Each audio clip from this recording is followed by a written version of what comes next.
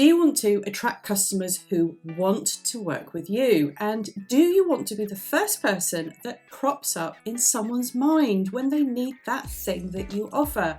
And do you want your business to stand out in a crowded marketplace without having to lower your prices? So today I'm going to talk about some really easy things that you can do to grow your business by helping you to stand out in a crowded marketplace. So I'm Lor Bradley. I'm a business strategist and mentor, and I've started, grown and scaled many businesses for myself and for other entrepreneurs for almost 30 years now. And in my videos, I'm going to show you how. Okay, so let's get going. So firstly, number one, you're going to need to tease out your uniqueness, and we're going to talk about your unique value proposition, or your UVP. So when you want to stand out against everyone else in your marketplace, you need to get very clear about the value that you can offer to your ideal paying customer. Now, don't get confused here by pricing. We're talking about value. And your unique value should be able to quickly put across three important things. One, exactly how does your offering solve their problems? Think about what it is that you do that's different to everyone else. Two, what can your paying customers expect if they purchase your offering? So what is it that you do for them that goes above and beyond everybody else? Three, what are the advantages for your customers who decide to buy your offerings instead of your competitors? Now, it's so important to differentiate your offering from your competition with at least one thing that's unique to only you and that it adds real value. Okay, number two, and this is one that many business owners forget. And we often get caught up sometimes on feeling so passionate about the offers we've created that it's easy to overlook the gap or the problem that we're trying to solve for those who are going to invest in us. So double down on working out what their pain points are. How are your potential customers thinking and feeling before they've used your product, and how will they feel after they've used it?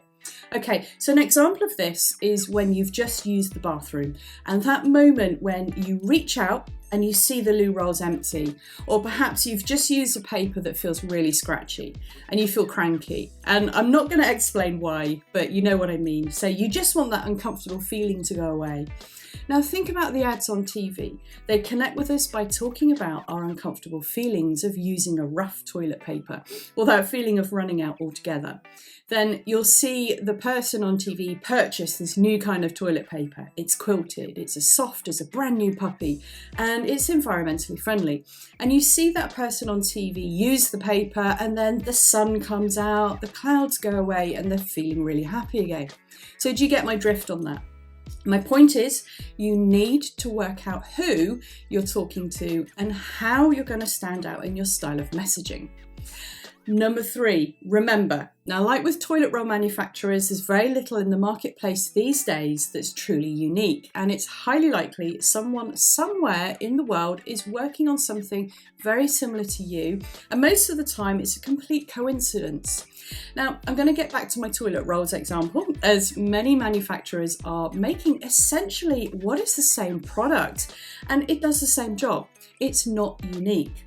And what I see most small business owners doing is they see a similar product to theirs, and then they panic and they think, oh no, I'm going to have to go back to the drawing board and invent something completely new. And this time I'm going to make it unique. So let's look at what the toilet paper manufacturers do.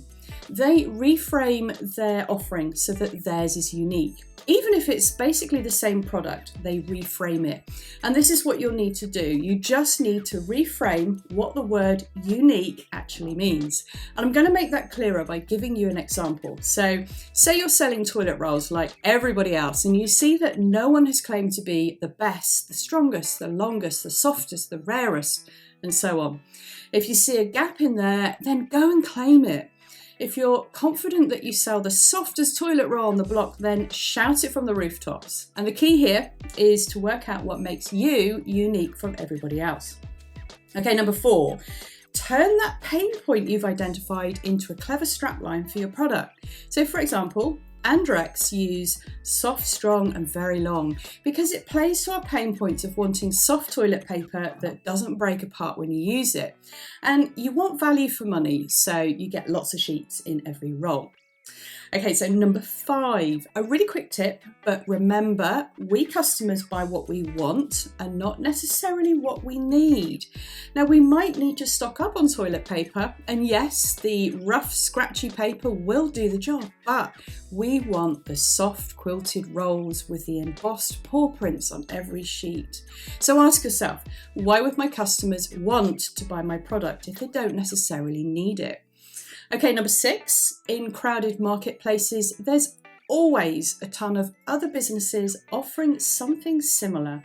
You'll come across bigger competitors and sometimes superior offerings to yours, and some of your offerings may actually even look the same. So think about toilet rolls and how crowded that marketplace is. Okay, now what happens if you don't differentiate yourself from those other businesses around you? Well, you know what? It leaves your customers to make a decision based on what they see. And they'll either do one of two things. They'll either make a decision based on the strength of your brand, or they'll make a final decision based on price. And when you're in that situation, don't fall into price dropping, price wars or discounting. You've all seen it happen when large companies get into very public price wars. One lowers their price, then the other does, then the other does. And they do this to the point that it affects their profitability and customers can see it a mile off. And it's not good for their brands. So that is another reason to double down and focus on how and where you're different and avoid underpricing. So remember, your unique value is the primary reason that someone should want to buy from you.